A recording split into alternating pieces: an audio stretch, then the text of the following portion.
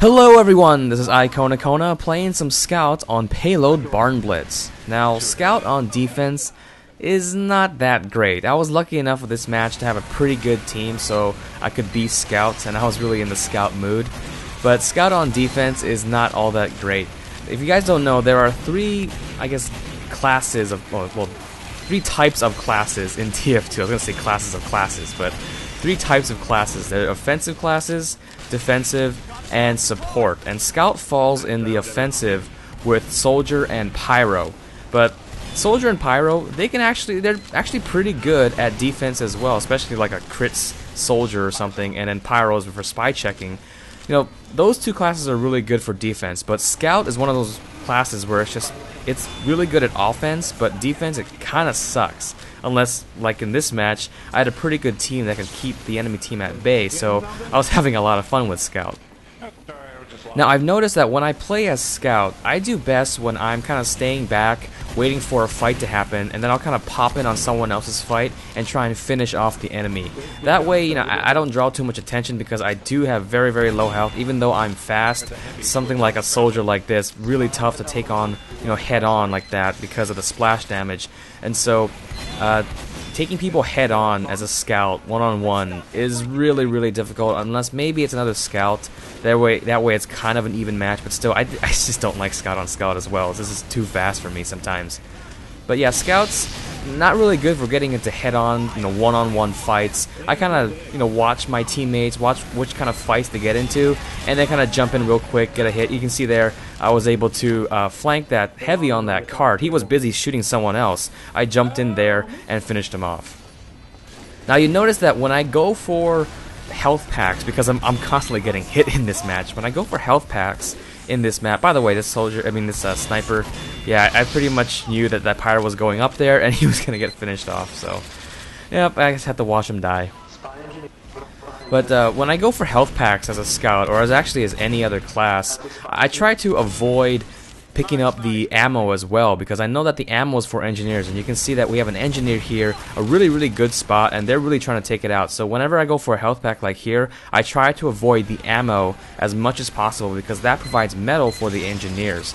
And so if I ever want, you know, ammo for myself, I can usually pick it off from the ground from people I've killed, or just go to an engineer's dispenser and replenish my ammo that way.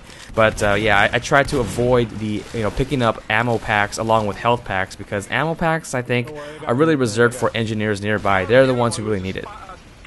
Now, unfortunately, we lose that sentry emplacement there, gets taken out, and now we have no real solid line of defense right here, which means it's going to be really easy for the enemy team to go up that hill and gain the height advantage. And so I try to go over here, because over here I kind of sort of have a height advantage. It's kind of a big bottleneck, and you know, Scouts are never really good for bottlenecks anyway. So right now, as a Scout, there's not much for me to do, because all I can do, especially over here, I can only pop up here, try and take a few shots, and then run away, because if they ever spot me and try to go for me, they're going to have the height advantage like this. Now, luckily, that rocket just grazed me, and I was able to get away, but I was really, really close to dying. That splash damage would have taken me out.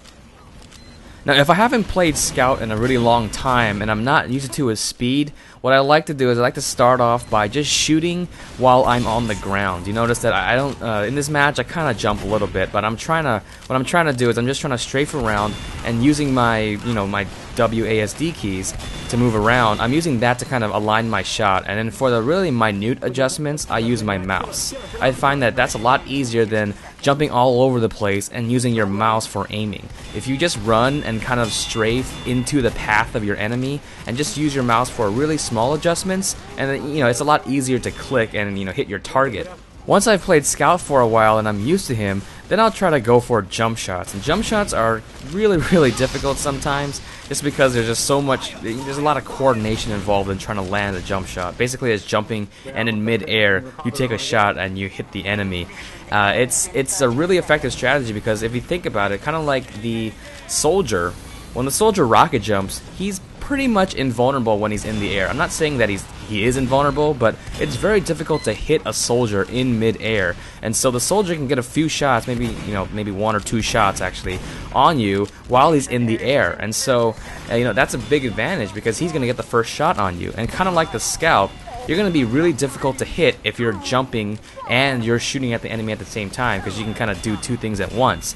But it's really difficult sometimes to land, so I wouldn't recommend doing it off the bat. You know, Scout is a very fast class, and so what I like to do is I just like to practice with him on the ground first, and once I'm used to him, then start to go for jump shots. So that's today's video, and here are some other videos you may have missed. On the top, I go over the blueprints for the Christmas update weapons for TF2, and on the bottom, I go over some tips and tricks for being a sniper in Battlefield 3. So I hope you enjoyed the video, thanks for watching, and have a nice day.